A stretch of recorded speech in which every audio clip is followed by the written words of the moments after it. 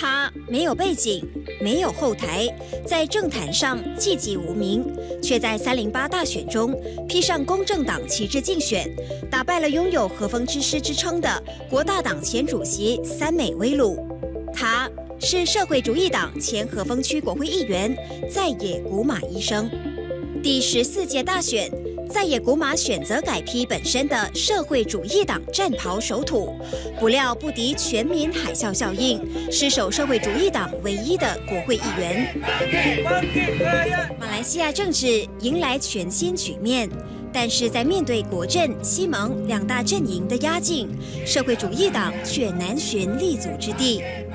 来自草根的社党，以组织与动员草根，捍卫底层人民的权益及对抗资本主义为主要目标。尽管在地服务多年，却依然难以从中突围。So actually, we are not a very intellectual party. We are a very activist party. But we all have a lot of discussion on issues.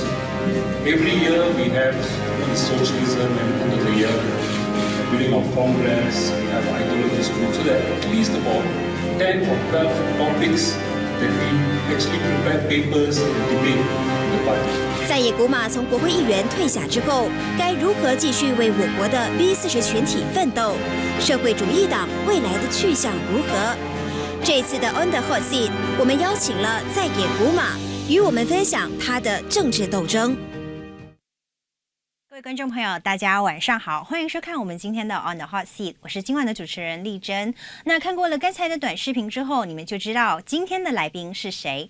在节目还没有开始之前呢，或者是我们今天的访谈还没有开始之前，先给大家做一点点小小的汇报，就是像我们一如既往我们所有的节目一样，你可以在过程当中呢提问。那主持人对不起，制作人呢在看到适合的题目，他会在适合的时段呢，由我来向我们今天的来宾提问。那事不宜迟，我们就开始展开今天晚上的访问。Hello, Doctor. Thank you for coming and joining us tonight. Maybe let's start with something a little bit lighter. How have life been post G14? Because I noticed on your Facebook you're still serving your constituency, addressing to all the peoples. So how have life been? Well, I think it's more relaxed now, not being an MP. So I still visit, I have my service center, and people still do call me, and I look into some issues. But there's much less pressure. When I was an MP, I had to make sure I went to different parts of the constituency, and I have to be very alert. There's floods anywhere, I got to be there, So it's much less pressure. But you still have your service center.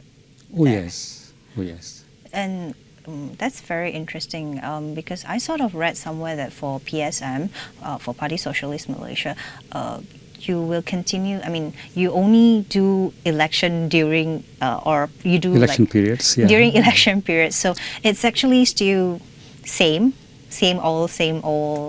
What about funding since now? No, I think if you look at it, over the last 10 years as MP there, we have encouraged people, in Peneroka Bandar, squatter kampongs, to come together and put forward their requests to the government. We have had dealings with farmer communities who are facing eviction. So we ask them to come together, form committees and bring the issues up. Orang Asli. So we just can't turn away from those groups, We've got to make sure we pass it over to the incoming MP, we pass it over to the new government at the state level. So I think we still have a responsibility to the people we were working with in the past. I mean, we just can't just walk away, can we? So I think here what we're trying to do is to see how we can work with the incoming MP and also with the incoming state government to see, like, one issue we've been dealing with is low-cost housing. We're asking for PPR housing scheme in Sungai Siput for the last 3 years, and the BN state government wasn't even talking to us about it. Okay. So now we've got a new government in. We've got to say, look, we've been trying to get low-cost housing for these people. We've got a whole list of people in Sungai Siput. We have registered them. So we're going to follow up with the new government and say, look, this is the list we had, and the old government didn't respond. How about you? Can you respond to this? So I think we have a responsibility to carry on, with the work we have done so many years. What kind of expectation do you have with the new state government? Well, I think we can hope they'll do some things right now because they're coming in new and, new brooms sweep clean. And, I think we must give them a chance. I think we have to give them a chance. Okay. It's very interesting because in your letter of appeal for support in PRU 14, I think you have actually pretty much laid down the role of an MP, or what you perceive as a role of MP, as well as enlisting what you have done or some changes that you have effect within the community of Sungai Siput. Of course, now we know that you have been defeated in the general election. Would this have changed your outlook on how the role of MP is or should be? No, I think this election wasn't about how good an MP you've been or what your track record was. This election was whether you wanted Najib or Mahathir. Whatever you did or what you spoke in Parliament, I think that didn't make much of a difference. It's kind of irrelevant. It's irrelevant for these elections. But this was a very special elections. It was a Ini Kalila and so I think it may not be the same for other elections. But this election, I think the MP's personal performance had very little bearing on the votes we got. Okay, because you mentioned about, this is a very special election, and of course we now all know about the results. What do you think is the key message that the voters are trying to convey through this election? Actually, if you look at the results, you find that it is still very racially segregated. From the studies I've done of my constituency and some other constituencies, I can see that among Chinese voters, something like 85 to about almost 95% support for Pakatan Harapan. Whereas for Indian voters, it's somewhere around 70%. And for Malay voters, only about 20% of Malay voters supported Pakatan Harapan. About 30-something went for PAS and about 45 to 55 went for BN. So if you look at that, I would be worried about the low Malay support, which means a lot of Malay voters in this country still don't quite trust Pakatan Harapan to look after their interests and the interests of maybe their children and their community. So I think Pakatan has got to be quite careful to make sure that they are fair to them. Take on board their problems, take on board their concerns, and handle them in a proper way. Otherwise, 5 years down the line, you're going to have a very strong reaction from that community, with UMNO and PAS leading it, which may not be good for the country. Well, because I noticed that in your tweet, I don't know whether it's today or yesterday, you mentioned that this Pakatan Harapan government only has 20% of Malay support, and they have to be very careful in treading the issue of the appointment of AGs. Actually, what's your thought on that? Well, now that's already been settled. Was under the breach. Yeah, settled. But I think even other things, I think for Malays, if you look at my constituency, there's still a lot of poverty among the Malays in the kampungs. Problems with jobs, problems with low commodity prices, rubber prices low, the fact they got small land holdings. So there's a lot of poverty in the community, in the rural community. So that's one thing that this government has got to look into and see how to handle those issues. The other issue, I think, is that for many Malays, their religion is crucial. It's very important to them, and so that has got to be factored in.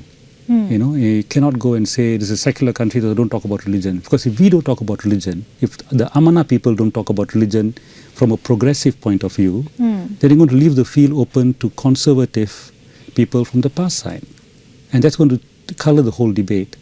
So I think these are the important things that the Pakatan Harapan government has got to handle. Rural Malay poverty, even urban Malay poverty, and the whole issue of what kind of Islam do we want in this country, what kind of... So the debate has got to be there, and they can't hold back from the debate. Okay. You actually talk about... I don't know, maybe, can you just let us have... how would you assess this whole GE14? Do you think that it's an overall rise in a political awareness, or it's just a revolting sentiment among the Rakyats? No, I think it's a major watershed event in Malaysian history that we can displace a government that's been in power, entrenched in power for so long, and which has kind of subverted institutions to keep itself in power. I think it's a great achievement by the Malaysian people, and I think it's liberating, and the fact that it took place without any violence, that it stayed within the democratic framework. I think it's good for the country's institutions that things held, that the police acted as they should have acted, the military acted as they should have acted, and the transition of power took place. So I think Malaysians can take heart that we've done something quite fantastic. Yeah. And I think it's opened a new chapter in Malaysian history. There's a lot of potential that we can do some things better than the last time. But the time to act is now, because the institutions that are there, the ministries and all that, they can be corrupting because there's too much concentration of power in the minister, in the prime minister, in the chief minister. And if our friends who are now in power get used to that power, then they may be reluctant to let go of it. So the best time to act is now, to bring in the institutional changes, so there's a system of check and balances. So I think it's an exciting time for the country. Yeah, and I think they are looking into all this institutional reform, and yet to be seen how it's going to be done. But it's quite hopeful at the moment. But moving on to PSM, some people would say that PSM is sort of being sacrificed in this general election. What is your comment on this? Yeah, I guess so. See, because the Pakatan Harapan could have taken us on board and made us part of their team and said, look, we'll give you 5 or 6 seats, don't ask for too much, And, if they had said, look, you guys have got some ideas which are interesting, you widen our platform, you deepen our set of policies, so come on board. That'd been good, But we didn't get that. That is the problem. We were only offered 1 seat, my seat. And the caveat was we were asked to stand down a number of other seats of people who had done a lot of work. So it was something that's difficult it was a very hard bargain, tough bargain, which we couldn't agree to. Why do you think that there's such a resistance? I really don't know. I really do not know. Whether it's just the greed for seats, because they had to share with Bersatu, they had to share with Amanah, and because they're giving out seats to them, and maybe they saw no value in what PSM is offering. I don't know. Really got to analyze that. I mean, that's a good question that maybe Malaysians who are interested in politics should ask themselves. Why couldn't Pakatan just give 4 or 5 seats to PSM? Why did they drive PSM right to the margin? When especially since 1999 we've been with them. All these elections, the Bersih rallies, the anti-ISA, we've been with them, all these things. We've been against the BN together with them. But if you look at some of your, especially if you look at your own Facebook, most of the comments, they would think that you are coming in the way between Pakatan Harapan and BN. You are actually helping BN to get the seats by contesting in Sungai Siput. What would you have to say with all these comments? Well, I would say that, if you look at, a case like Batu, when, Pakatan gave full support to the independent, what be so difficult for Pakatan to give full support to me in Sungai Siput? After knowing me for 20 years and knowing my track record and how I vote in Parliament and what I say in Parliament and where I've stood vis-a-vis the conflict between Pakatan and BN, what was so difficult about giving me the seat in Sungai Siput, making me part of their team, or giving to Arul, or giving to Nasir, or giving to Sivarajan or Suresh, a few people, So the question is, why not? Why couldn't they just give a few seats? That is the question I think people should also ask yourselves. Why? Of course, when they didn't give the seats, then PSM, of course, fought back and said we will stand anyway. Then it became three-corner. But the reason why we stood so many seats was because we were not given, hardly any seat, only given 1 seat. So that's the reason that took place. What was the purpose or objective of PSM to contest in that many seats? 16 seats. Huh? Yeah. Well, the idea initially was if we put forward 16 seats, they would come and negotiate, and then we can cut down to 7 or 8 seats. That was the idea. But when there wasn't any negotiation, so we stood all 16. And we did badly, yeah, but that was what happened. Well, but it's always a good attempt anyway. Well, I don't know. I think it's quite negative to lose so many seats and so badly. It's not good for your morale and not good for your prestige. But how is it? How is the morale in the party actually at this moment? I think egos have been dented. Yeah. So people are a bit bruised, But I think especially after you guys have been doing so much work from the ground. yes, so some people are upset. But some of us are arguing that this people want to change, and so it's not something personal. It's because we were on the wrong side of the change at this point in time, because we stood tree corner, and that's why we got this kind of bad results. But personally, would you be? I know you said you have to be responsible to your voters. Personally, would you be affected a little bit, because after all you have served the people in Sungai Siput for 10 years with your track record? You see, I don't take this 1,500 or so votes which I got as a rejection, because I think that the degree of respect and goodwill and good feelings towards me and the party in Sungai Siput is much more than that. Okay. It's only that the people were put in a very difficult situation. Do you want this guy? He's a good MP, but he's standing against the Pakatan Harapan. Or do you want Pakatan Harapan, Mahathir's party is going to bring Najib down? So it's a difficult choice the people were put in. And I think a lot of them voted Pakatan Harapan, but they still did it, with a bit of regret and saying, this guy is a good guy, I'd like to vote for him, but why couldn't he stand on their ticket? You know what I mean? So I don't take it as a rejection. Is there any incident or episode that, when you go back to your constituency and when you see your voters, did they tell you anything or say anything to you? I mean, even people who are working for K7, the PKR candidate, some of them have hugged me and cried. Okay. And saying sorry, what happened and all that. So nothing. I think it's not putting it on. I think there is some degree of regret, which means that then they value the work. So I tell my people in Sungai Siput, actually people do value our work. It's just that at this point in time we give them a very difficult choice. Do you want the change in the form of Mahathir, or do you want a good parliamentarian who's not part of that change? So I think they had a difficult choice. So moving on, what role do you think PSM can play in the new political landscape of Malaysia?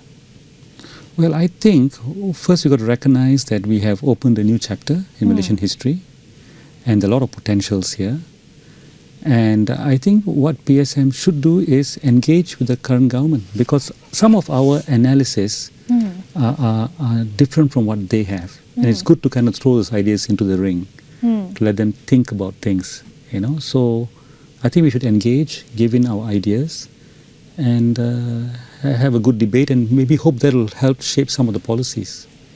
This is, I've just asked you my own question, but actually a viewer, his name is Zili, so I don't know he or she, what role does PSM play in post-GE14 era? Do you see PSM as a party who put Pakatan Harapan on check, or work along with Pakatan Harapan and hopefully serve the people? I think it's going to be both, The thing is, first of all, we need to put forward our suggestions, and have a dialogue with them. And it's a kind of constructive engagement. But if they do something which we think is not fair, which is negative for people, then I think we got to speak up, politely, of course, at first, and tell them what we think, So like, for example, today, there was a eviction of some poor families from the rifle range flats in Penang. and the PSM team got involved, and a couple of guys got arrested, and this has been released now, I think. So a thing like that, when we feel the government is doing something which is not right, then we'll have to speak up. Can't just say because you're friends, we're not going to speak up. We will speak up. But this same team in PSM in Penang has been trying for the last 3 months to try and arrange meetings with the state exco to discuss the issue, and they couldn't quite arrange a meeting. So I think that's what we'll do. We'll engage, but I think in situations where people's interests are directly affected, then we'll be quite unyielding. We'll have to be firm on our stance. But other things like issues that you want to bring up, those are not so contentious. We don't have to be very, very, very stubborn about those. Issues. For example, we believe that there should be public financing of political parties. Yes. Because otherwise, political parties get money from rich businesses. And when rich businesses are the main source of funds for both sides, then the whole political process gets over-influenced by the elite. It actually undermines democracy. So our argument is we should actually give government funding for all political parties on both sides.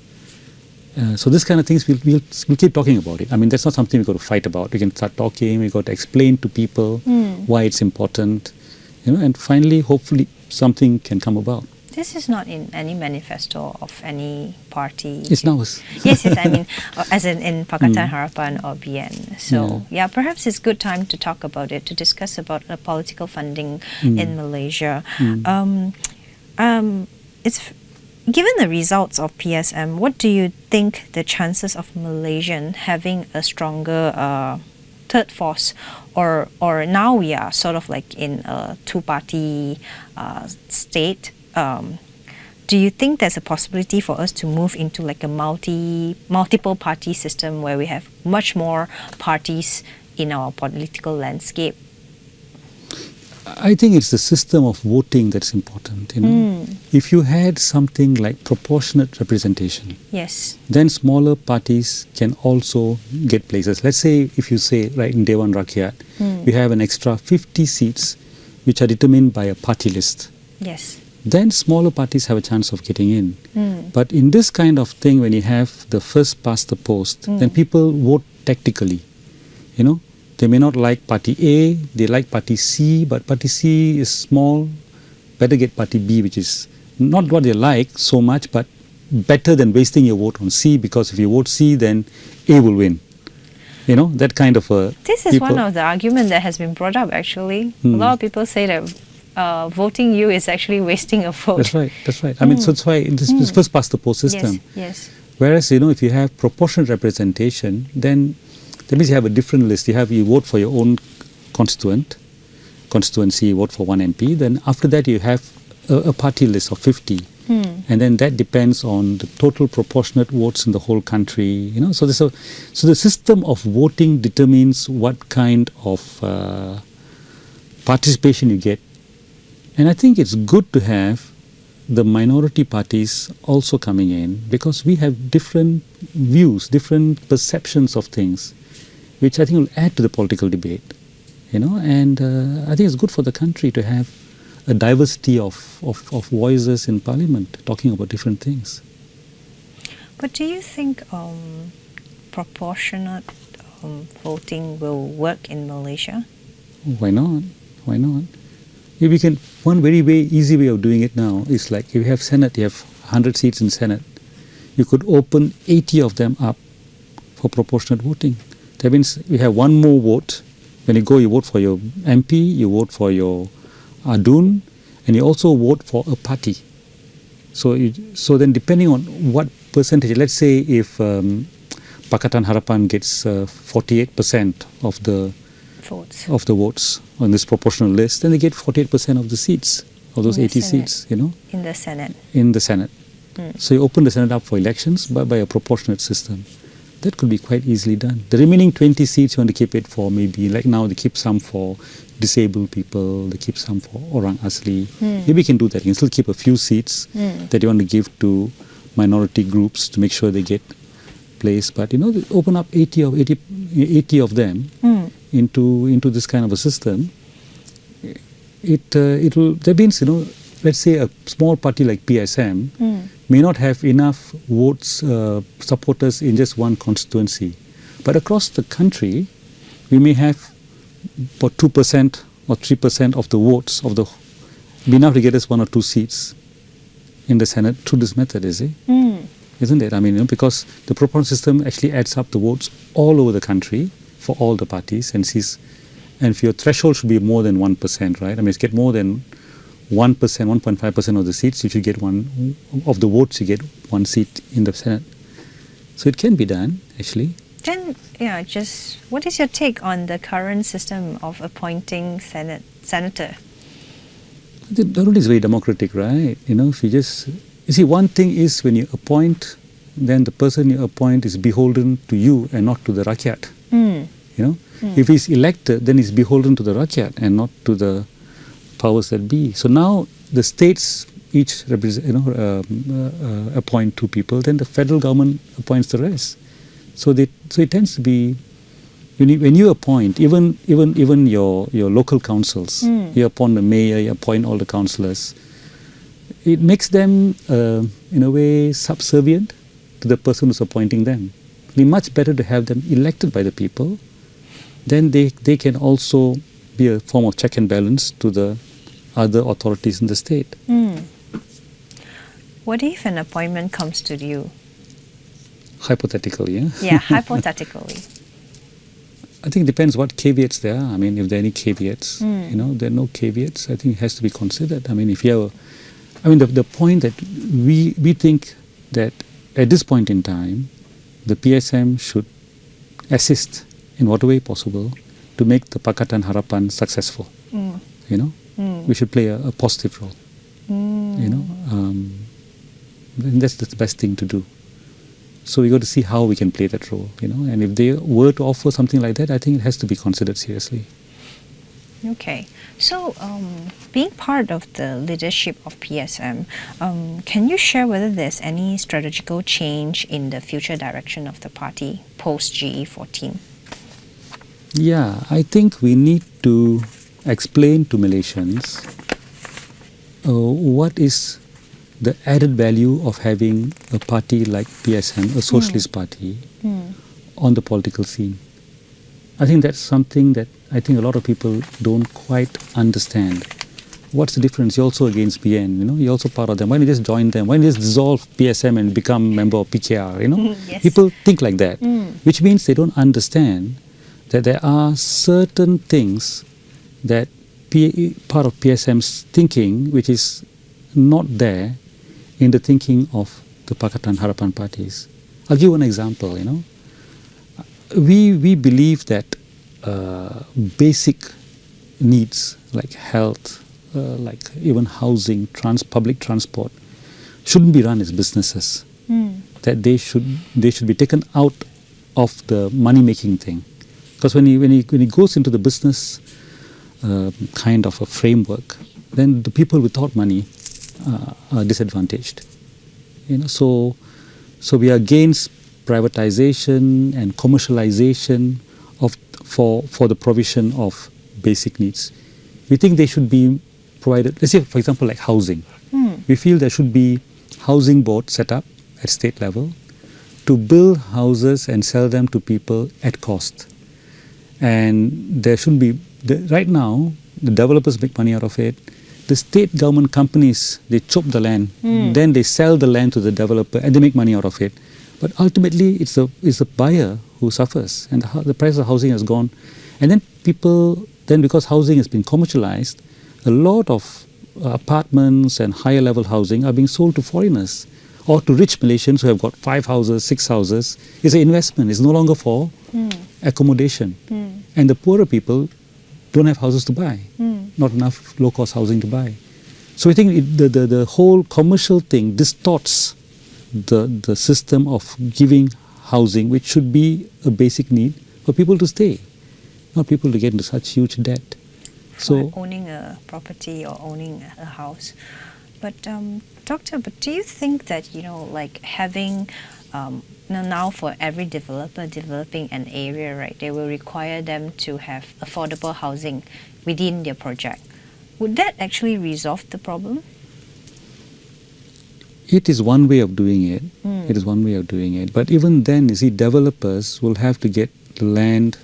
And now, like at least in Perak, the state government through its various GLCs Yes. has taken over all the land. Then they sell this land, or they do a joint venture, and they expect some profits as well. And ultimately, it's the customer who pays. So we will be saying, why should state land, be sold to anyone? Ultimately the buyer's got to. So why don't we provide housing at the minimum, at the cost of building? Because it's a basic need. And see, this other thing, we would see this not as giving a subsidy or giving alms to the poor. We see this as something which is quite fair, because the wages in Malaysia are much lower than what they should be. Okay, let's say if you have a person working in a semiconductor factory in Bayan Lepas, the pay is maybe 1,500 a month.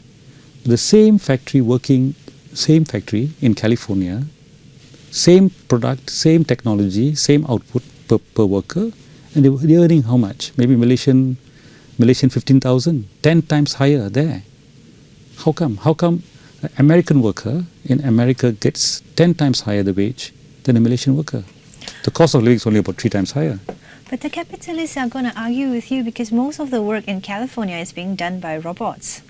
No, but well, now that's another issue. But the workers there who are in similar factories there earn much more. So what we are arguing, PSM will be arguing, is that workers in the third world, in Malaysia, in Vietnam and all that, are actually paid much less than what a similar worker will be paid in Australia or in Germany.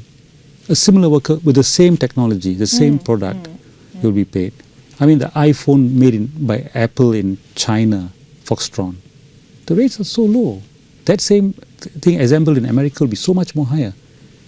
So basically, that is why they want to assemble it in China and not in America. That's right. So that means we are exploiting our workers to get foreign development, with foreign investments for the country. We're asking our workers to accept a very low wage. So why can't we give them housing at cost? That's how we argue it. Since our workers are sacrificing, they should be paid much higher. But we're saying, no, you don't. No, you be good boys and girls, accept your low wage. We need the investment. Then why can't we offer them, basic necessities like housing at cost, that we don't make money out of them again through our developers and through our state governments amassing land banks and using those land banks to make money. We forgo that. Let the workers get it at a lower rate. So that kind of argument, I think very few other parties which are not left would be arguing that. So this is the kind of value we can give to the system, and this is, I think, what we got to get across to the Malaysian public, that actually we've got something to put into the whole debate, which is good for you, is good for the country, is good for your children. What do you think that PSM has not done enough to actually let people know about the party, or get to know what you represent, what the party represents, the values and your ideas? I don't know. Maybe we haven't talked enough to the public. Come for more interviews like this. Sure. yes, most welcome. Then we can get our ideas across and to engage.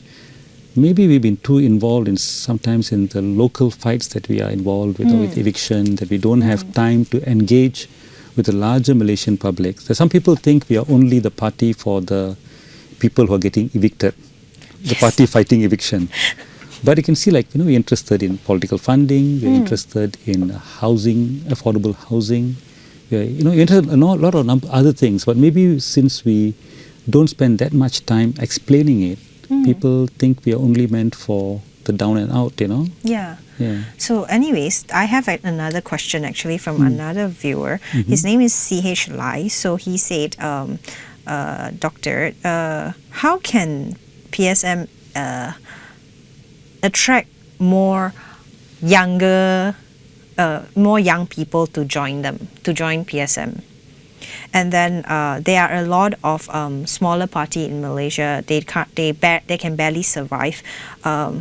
How does PSM plan to continue to survive in Malaysia, and what is your future plan? I think you sort of explained this. Really look into advocacy and promoting the party and the ideas. But what about is there any plan to actually appeal to the younger generation to join PSM? Yeah, we would like young people to join us, Actually, young people, if you look at this generation of young people, the millennials, I think they're facing a hard future. Many young people who are coming out are facing huge student loans. They're facing a job market that is getting constricted. Jobs are not that easy to find. And when you find jobs, they're more casualized. And then you're going to face with automation and artificial intelligence, so jobs are going to be a problem. And housing, has gone through the roof. So I think young people have personal interest in questioning the whole way in which development is taking place. I mean, the society is becoming richer and more productive, but people are under more stress. And I think we are one of the parties that are questioning this, We are one of the parties saying maybe we should start thinking of a 4-day week, a 30-hour work week, Because how else can everyone get jobs? We're getting more and more productive. We don't have to work so many hours. But we must make sure in 4 days a week job you get enough pay. That means your hourly rate must go up so that you can meet the needs of yourself and your family. Then other people also can get a job. Now that kind of economy where you have a 4-day week but you triple the wage rate, the hourly wage rate. Now how do you get there? How do you navigate the greed of the capitalists? These are issues that I think the young have to think about. Otherwise, they're going to end up unemployed. And we are one of the few parties which are talking about these kind of things and figuring out how this can be done. So I think there's yes, we like the young to join us, and I think it's good for the young because we need to look at these things. The economy is changing. The world actually, if you look at our productivity, I think we can have a very comfortable life for everyone. Only thing right now, half of us can't get jobs because of the AI and robotics and all that. Yes. And that's bad. Then if you don't have jobs, they don't have money, they can't buy, then there's no market, then there's no investment, and jobs get affected. It goes into a recessionary spiral. So so basically, you need some good policies from the state to save capitalism, really. Otherwise it's going to crash. So these are the kinds of, I think, the debate that the socialists understand, and can bring up. And it's very relevant to young people. So anyway, we hope to kind of bring these ideas up and then maybe get dialogue. As to how we plan whether the party is going to grow and all that, I think people must understand that we went into politics so as to get a platform to argue the policies and for the changes that we believed in. We're not arguing these policies so to win elections. We want to win elections so we can argue this in a wider platform. So losing elections doesn't change the fundamental thing. There are certain things we want changed. We want a fairer distribution of wealth. We want more democracy. We want a better environmental policy. PSM feels we should go off coal and oil for electricity generation by 20 years. We should put a deadline and stop generation of electricity from coal, for example, within 20 years. Because otherwise our carbon footprint is too big. So these are the things that we feel very strongly about. And we went into politics to fight for these things, not the other way around. So losing doesn't change it that much. Of course, it takes one avenue away from us, but there are other avenues as well. Yeah, okay. Just now you said that you will, PSM would welcome young people to join you all. So will you have any suggestion if they wish to engage with PSM, where should they start with? They can contact our main office. We have our Facebooks, we have our, just engage with us, and you can get, if you want to join or you want to just come and attend our programs, they're welcome to. There's so many things going on. They're welcome to join our programs, And wherever, we are not really strong all over the country, but we have branches in Kelantan, in Penang, Perak, Selangor, Johor. So wherever they are, we can link them up. So if they are interested, they can just reach out to us. Okay, we have another very big question actually from the same viewer, Ziyi Lee. So how do socialism have an effect on PSM ideologically and practically? What do PSM want for Malaysian? Given that capitalism rules the world now, does PSM stand a chance, at least in Malaysia? Such a huge question. Big question, Mr. Lee. Yeah. Well, I think, yeah, you're right. Capitalism actually rules the world. I mean, it's a global, it's a capitalist system. But if you look at the world, it's not doing too well because there's too much concentration of wealth in the top 0.01%. Yes. And the bottom, 50-60% of the population is getting squeezed. I think if you look at the Oxfam reports, talk about the richest, 40 people in the whole world own more wealth than the bottom 50% of the population. I think you've seen those kind of comparisons. The problem with this kind of massive maldistribution is the wealth that is held by the top 0.1% doesn't actually enter the economy as consumption. How much can the small group consume? So if we don't have consumption, that wealth doesn't consume, they don't develop the markets. They don't grow aggregate demand. So you don't have aggregate demand, then other producers, other industrialists have no market to sell things to. So there's no space for investments, no jobs are affected. So the maldistribution of income in this world is leading to a recessionary kind of situation, in addition to also depriving a lot of people. So that's capitalism. So the capitalists are not very clever. They're very greedy, but they undermine themselves. So you need something to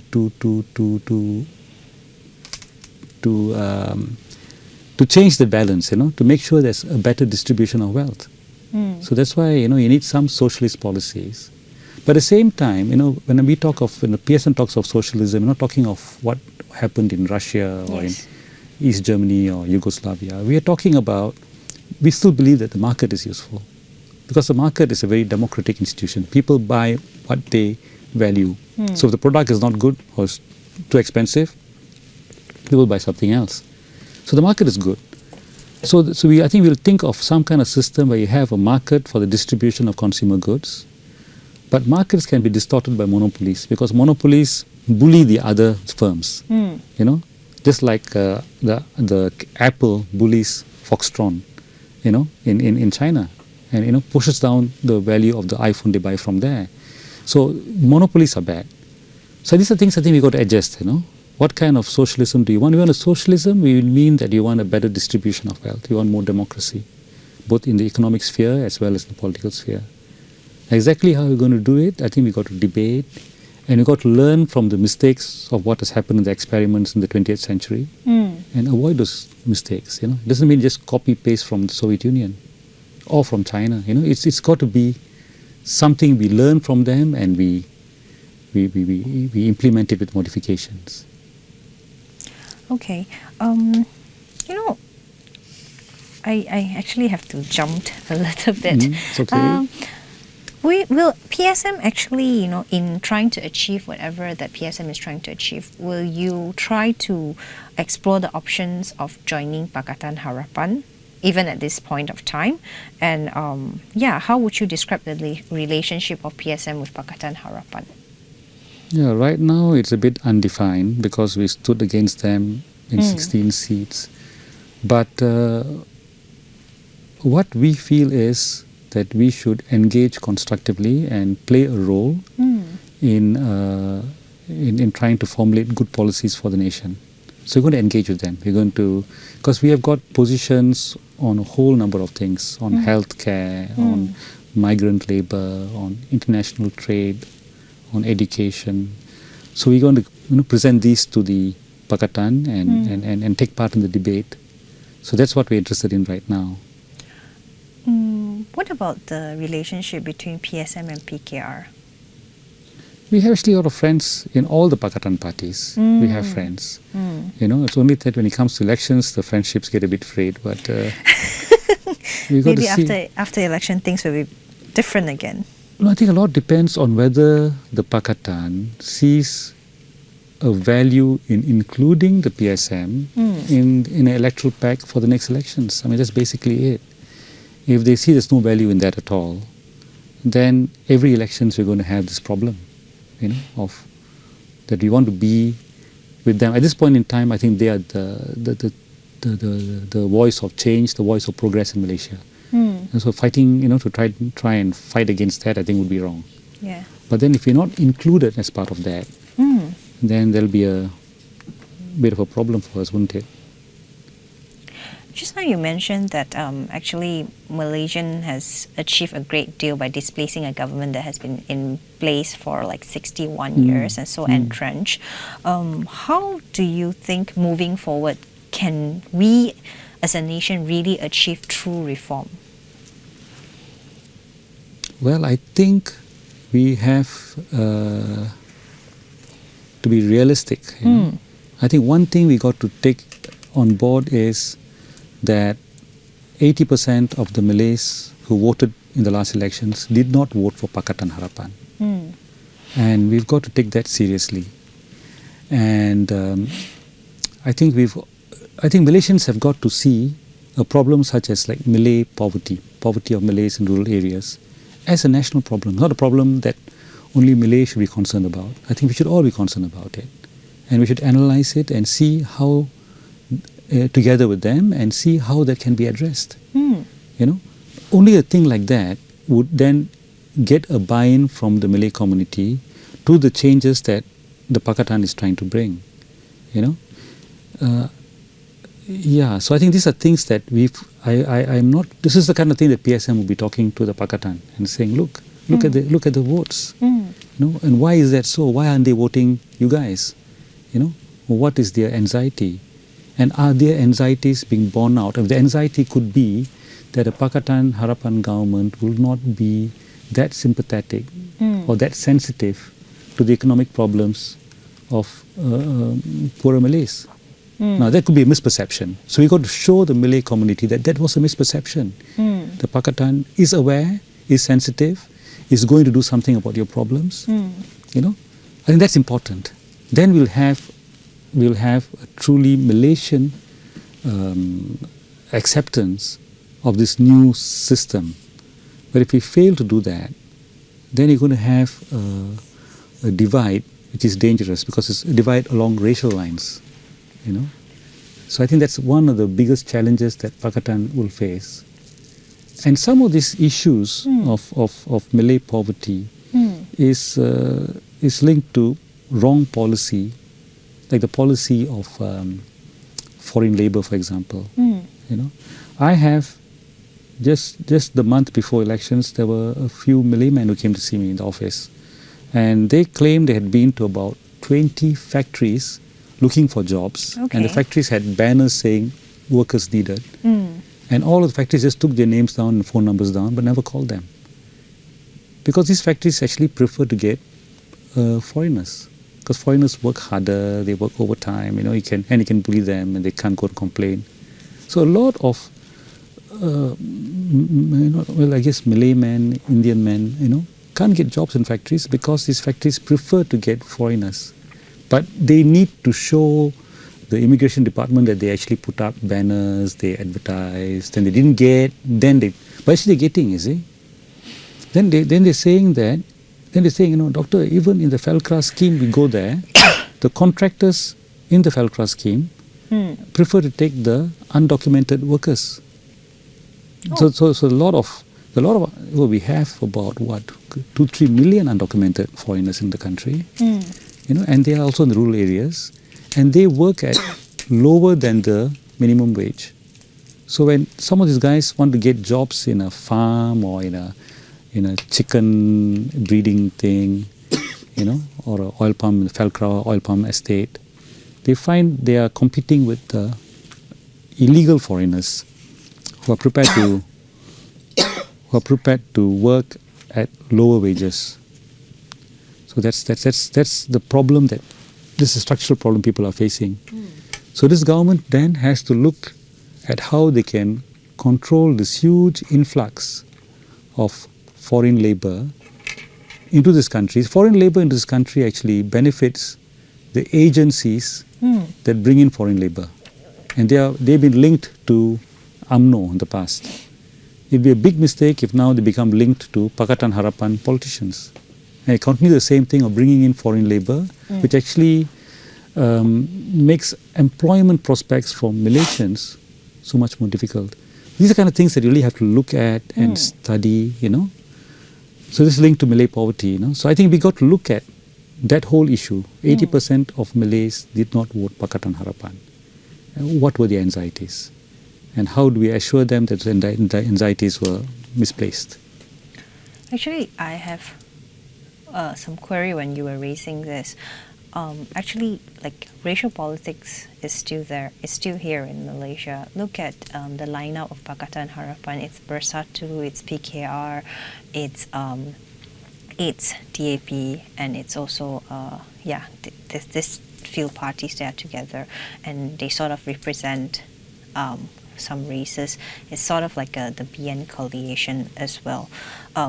It's actually the same formula. But why would you think that PH will be less appealing to the Malay audience or the Malay voters? Why is it less appealing now, is it? Yes, now. Okay, I would, this is a guess, you know, I would think that there is a perception among some Malay voters that the PH won't be so sympathetic to socioeconomic issues affecting Malays. You know, I think that's would be one major thing. That some of the subsidies, some of the benefits going to Malays, the PH would want to take away. This is what the UMNO has been telling them anyway. You know, okay. so that fear is there. Yeah. So for example, when we say the civil service is bloated, we're going to reduce it. But then who is being employed in the civil service? A lot of young Malay graduates are hoping to get jobs in the civil service. So if you freeze that, it affects them, you know. So I think it's those kind of things, you know. So I think this is what the Pakatan actually can address. And I think recognizing that our society is still racially segregated doesn't make you a racist. You know, recognizing the fact that 90% of Chinese voted Pakatan this time, but only 20% of Malays voted Pakatan. That doesn't itself make you racist. You know, and I think what we need to do is to be concerned about all these policies from a Malaysian perspective, so that all races realize that the government coming in, though it recognizes these differences in positions and support, is trying to do the best for all racial groups. It's looking out, reaching out, looking at the problems and trying to deal with the problems of all the different, you know, sectors of society. You know. Yeah. Okay. I have another very interesting question again. So from a viewer, Faith Chu, she quoted this from your Facebook. Ada masalah, kami akan pergi cari Jeyakumar. Kami amat berterima kasih kepada jasa dan usaha Jeyakumar. Tapi undi tetap bagi Pakatan Harapan. This is from your Facebook comment. What do you think about it? Okay. Yeah. Well, I think that's honest.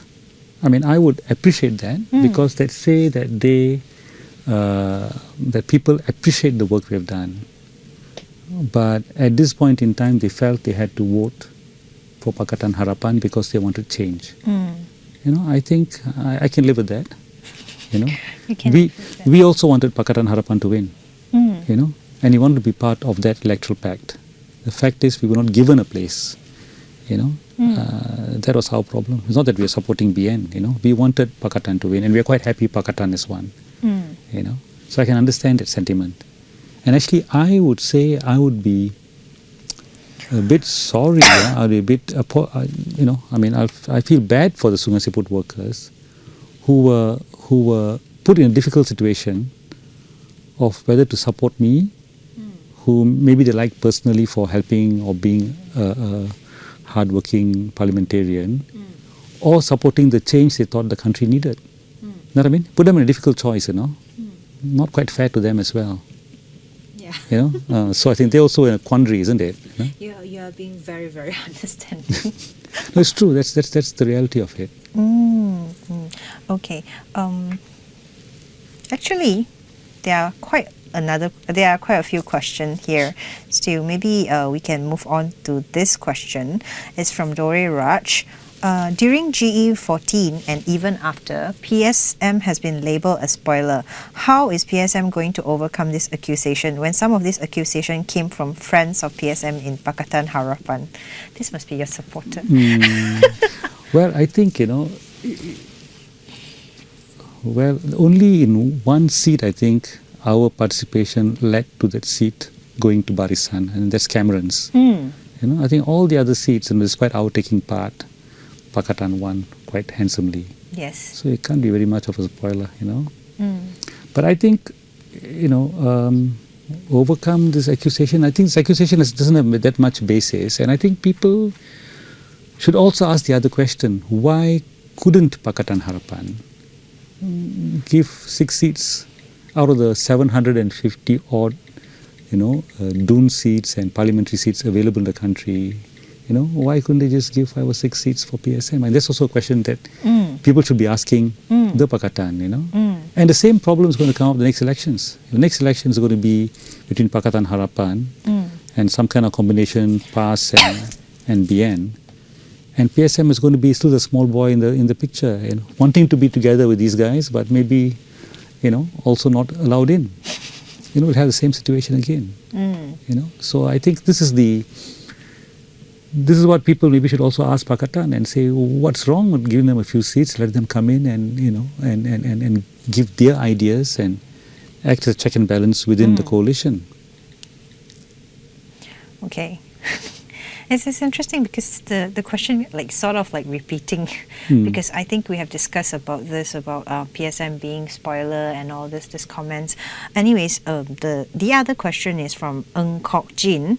If PH federal government nominate you or any PSM member as the senator, will you accept the offer? What will be your plan and contribution to be if PSM become part of the Senate? It's very hypothetical. Yeah, we discussed this hypothetical question earlier on. I don't know. I mean, we haven't been offered yet, and we got to see. I mean, in principle, we don't see the Pakatan as our enemy. Yes. All right? They are the government of the day, and we are hoping there'll be a more responsive government than the BN has been. We've been dealing with the BN for the last 20 years, and we're not very happy with the way in which BN dealt with the issues we're taking up to them regarding the housing for the poor or better health care. We're not very happy with the BN. So we are hoping to deal with the Pakatan, so what I'll say is a constructive engagement. We are not asking for Senate posts or councillor posts. It's not important to us. I mean, not necessary. We will do the work we're doing because we believe in what we're doing. We're not doing it for posts, If they offer us, then we'll have to look at it and see whether it comes with any strings attached and, because Senate actually is very much, you are more of a rubber stamp than the Dewan Rakyat. You know what I mean? So what do you get from that? And it takes up a lot of time going there. So we've got to, but if it is given as an olive branch, then we've got to respond in that way. If the Pakatan is doing it as a way of reaching out to us to make friends again, then you shouldn't spurn that, But for us to engage with them and to try and do things with them for the good of the country, we're not saying give us this and this, only then we'll cooperate. I think we will cooperate anyway, because I think we need to put forward ideas. We need to make use of this huge historic opportunity to make it better for the country. I mean, that's what we should do. Whether or not we are given Senate posts or councillor posts or whatever it is. Yeah. Okay, I think we have a very active bunch of viewers today. Oh. This is the last question, the producer said. SY Core, he's very short. It's a very short question. Socialism versus capitalism versus Islamic. Will socialism be applicable to Malaysia? I think it depends what you mean by socialism, you know. But if you look at the underlying, you know, principle of socialism is based on solidarity. That we must look out for the other. We must look out for others in society. And there's much more common between socialism and religion, including Islam. Because all religions say you look out for the poor, you look out for the sick, you give charity, you don't be proud, you don't be arrogant, you know, you show love to your fellow beings. Yeah. And socialism is so much more common, you know, compatible with that than capitalism. Capitalism is about greed, is about growth, it's about meritocracy. You know, it's about getting ahead. You're getting ahead. Individualism. Whereas socialism is more, you know, community based. It's more caring. So I think there's much more commonality between socialism and all religions than between capitalism and all religions. So if capitalism can coexist with religions, then why can't socialism coexist when we have so much more in common? It's only the only thing is socialism has lost the battle in the last century. You know, we lost the battle against capitalism, and history is written by the victors. You know, so I think that's part of the problem. You know, but I think socialism has got a lot of good policies and ideas that we will need to manage the economy of the future. You know, environmental crisis. You know, global warming. It's difficult for capitalism, based on just growth and individual greed, to solve these problems. You've got to think in terms of solidarity to solve these problems. Okay. Interesting. I mean, the audience are very, very active today. Oh, that's good. Okay. That's good. Wes Yong, how do you, what's your take or what's your comment on BN and from both sides, Barisan Nasional and Pakatan Harapan, they all are moving towards reducing foreign workers, the policies of reducing foreign workers. And today, there's even a policy where they actually try to stop foreigners from renting the flats, the rakyat flats. You see, we PSM also feels having a whole flooding of foreign workers in the Malaysian job market is bad for Malaysians.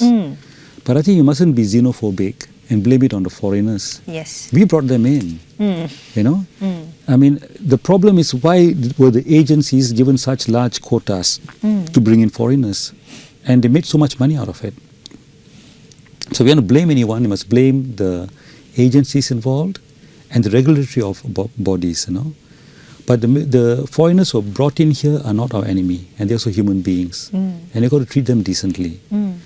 So what the PSM has been arguing for is for foreigners to have the right to redress, you know. Right now, if you are a foreigner working for me and you complain to labour that I haven't paid you overtime, what I'll do is I'll cut your work permit and send you back to your country. Then your colleagues all will get scared and they'll just, you know, carry on.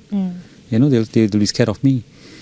Because if you want to stay on and fight with me, now you've got no work permit. You've got to go to the immigration department and they'll give you a 1 month special pass. You've got to pay $100. But the special pass says you cannot work. So so you have a situation, I've sacked you, you've got no income, I kick you out of my hostel, you've got no place to stay. Where are you going to eat? And you can't work. And next 1 month again, you've got to pay for another special pass, another $100. So you've got to stay somewhere, you've got to eat, but you can't work. If you work and immigration finds out, they'll expel you because your special pass. So for foreign workers now in Malaysia, taking the issue to labour court is only a nominal thing, you know. You can do it. But if you do it, where do you stand? Where do you sleep? Where do you eat? You know. So we are saying that, and this is why, if you, let's say, brought up the issue of your overtime, and I sacked you and cut your work permit, if you have taken a loan to come to Malaysia in the first place, you can't afford to go back. So you become part of the underground, you become one of the party, pekerja asing tanpa izin. Yes. Because you can't afford to go back. You can't work here and there. But when you work here and there as a worker without documents, you're even more open to exploitation. Because who can you go and complain? You can't go and tell the police. You can't go and tell labor because you are now illegal. You go back to the authorities to get. So if now I'm an employer employing you in a coffee shop or in a small plantation, I can pay you less. What can you do? You can't do anything. So that is what's happening now. So we think it is the system which allows the bullying of foreign workers, which depresses the wage floor. So the way out is to make sure they don't get bullied. Because if they don't get bullied, it's also good for Malaysians. There's a lot of Malaysians don't understand, when PSM speaks out for foreign workers, they say, you stupid fellas must speak out for us only, he's always supporting foreign workers, don't forget you're Malaysian. No, you get it wrong. Because when you let foreign workers be pushed down, it brings the bottom 20% of our workforce working in the same kind of jobs also down. And the way to bring them up is also bring foreign workers up. So our policy would be, to the foreign workers who are here working, we must be decent to them. They must get all full rights and they mustn't be bullied. But the agencies that keep bringing in millions of foreign workers, they've got to be controlled because they're bringing them in just for money. So that's how we look at it. Yes, we need to control this flood of foreign workers because it affects our own workers and our employment prospects. But not by being mean to foreign workers. That's not right. Our interview today has lasted for more than an hour, I think. Okay. No, but it's. I mean, I'm still going to ask you this last question, or last few. The B40 group has constantly been underrepresented and overlooked in the bigger pictures of things of Malaysia. You have been working a lot for them and with them. Moving forward, what do you think that can be done by anyone, including the new government, to improve their life? Wow, so many things, so many things. You see, I'll give one example. In Sungai Siput, we have got about 9 squatter areas, people living in wooden houses on land that is not theirs, Since some of them 50 years, 40 years they've been there. Now, and they represent maybe the poorest 5 or 10% of Sungai Siput population. They don't have their own houses, but they've been staying in these wooden houses. Now, if the government, throughout the country, I think in many towns in the country, there'll be people like that, living in urban squatter communities. Now, if the government were to say, all right, I'm going to give all these poor people grants to the land on which their house stands. That means you don't have to break your house and build again, Wherever you are, we'll give you a grant. Then whatever money you have, you spend, repair your house, we'll put in some, maybe improve the drainage and the roads there. There'll be a fantastic boost for the bottom 5-10% of our population if you can solve their housing problem. These people are squatting on government land. Many of them on government land. Some of them are what we call ground tenants. Ground tenants. Even that, if the government, we put a proposal, there's a place called Kampung Kapo in Karai. There are about 300 families staying there. We actually asked the BN government, can you use the Land Acquisition Act and take over the land, the 5 landowners, and these guys have been there for around 60 years. Take over the land, if necessary, give them some other land. Give the landowners, the 5 landowners, some government land.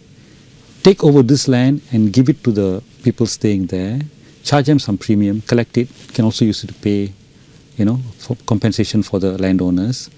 This is what the idea being that, you see, let's say I'm a landowner and I bought, maybe at that time it was just jungle and I bought it.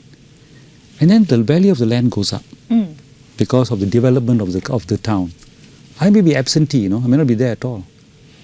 The people in that community work, develop the economy and all that. I didn't do anything. But now my land is worth 200 times what it was when my grandfather bought it. Then I want to chase you out and build condos on it. To me, it's not very fair because the rise in the value of that land wasn't because of anything I did or my family did. It was because that community developed the economy there and the land prices went up. saya buta-buta and drain runtuh lah Swan, So we are saying, this is a socialist take on it lah. Yes. No, yeah, I roll my eyes because the capitalists will say because we are good investor. What investor? I mean, that time we just bought. Yeah. They had extra money to buy, that's all, So these are the kinds of things. I mean, so if you want to talk about helping the urban poor, I think just giving them grants to the land they're occupying now would be a big boost. You see, now what they've done in KL, in many cities, is they've forced them out of their so-called squatter areas and put them into high-rise flats. They got to take loans to buy that. Many of them are having trouble with the loan. Okay. Then the high-rise flats, the management is not very good because you're supposed to collect money from these poor fellas and then maintain the flats. But very often the management committee cannot collect the money because these fellas got no money anyway. Yes. And the flats look like slums. And then it looks so depressing, and then you have drugs, and then you have it's a depressing situation. You're not doing very well. So we're saying don't do that, if you can, in the smaller towns, give them grants where they are. And there'll be a big benefit to the bottom 5%, 10% of our urban population. So things like that, we can afford to do. And I think we should. Thank you, Doctor, for your time. It's very amazing that you know so many things hands-on, and I think you still maintain a very active medical practice, right? Not so active. Once a week I go, yes. But yeah, it's still very amazing being an activist and practicing medical at the same time. But thank you so much for your time. I personally think it's going to make me rethink into a lot of things that I have been, how I perceive things and how a lot of issues has been tackled in this society. I think it will be very beneficial to our audience today as well. Thank you so much for being here. Thank you for having me. 各位观众朋友，听过了刚才就是 Dr.Jeyakumar 的这一番就是言论之后，或者我们今天的访谈之后，我不知道，不过我觉得绝对可以，就是让大家有一些思考的空间。对我个人而言，的确有很多思考的空间，可能对就是这个荧光幕前的这些观众朋友，你们这些观众朋友也是一样的。第14届大选已经过去，On the Hot Seat 呢？接下来的节目方向将会继续的往更多不同的就是邀请像今天我们这位来宾一样，带来更多不同激荡的思维，在这个新的这个马来西亚的整个氛围里面呢，让我们一起来探讨马来西亚的未来。各位观众朋友，晚安，我们再会。